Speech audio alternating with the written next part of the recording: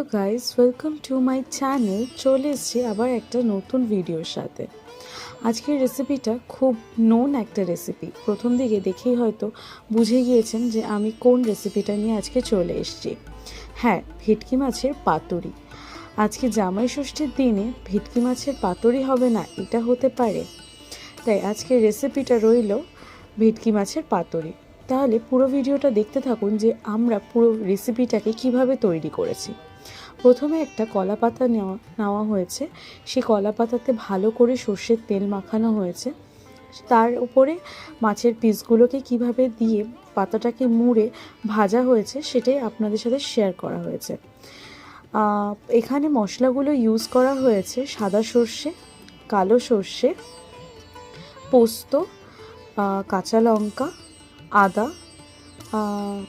এগুলোই ব্যবহার করা হয়েছে। তার আগে মাছটাকে ম্যারিনেট করে রাখা হয়েছে। শুধুমাত্র লেবু দিয়ে মাছটাকে ম্যারিনেট করে রাখা হয়েছিল। আপনারা চাইলে লেবুর সাথে একটু রসুনের রস মিশিয়েও মাছটাকে ম্যারিনেট করে রাখতে পারেন।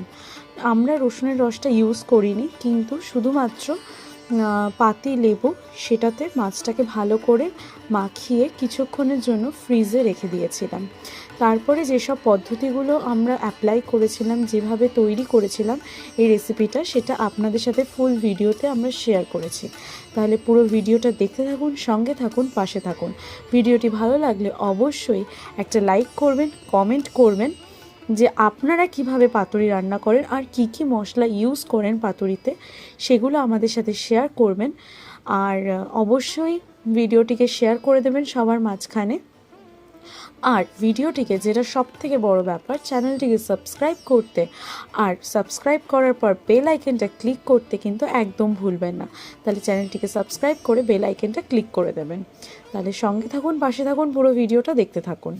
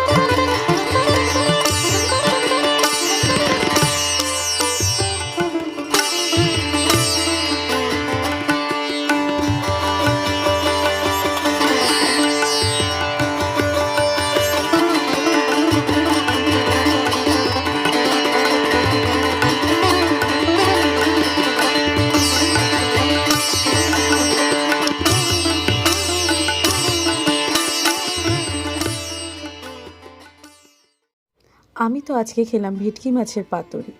আপনারাও এই রেসিপিটা খুব তাড়াতাড়ি ট্রাই করুন আর খেয়ে নিন ভেটকি মাছের পাতুরি। উপভোগ করে ফেলুন এই টেস্টি একটা রেসিপি। আপনাদের ফ্যামিলির সাথে শেয়ার করুন। আর এই রেসিপিটা অবশ্যই একবার ট্রাই করে দেখতে পারেন এরকমভাবে।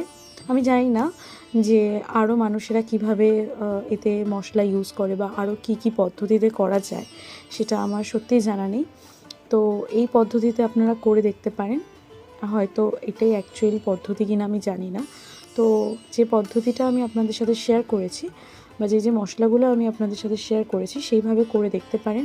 সত্যি খুব সুস্বাদু, খুব টেস্টি একটা রেসিপি তৈরি হয়ে এসছে। আপনারাও উপভোগ করুন। তাহলে আজকের ভিডিওটা এই পর্যন্ত। দেখা হচ্ছে নেক্সট ভিডিওতে।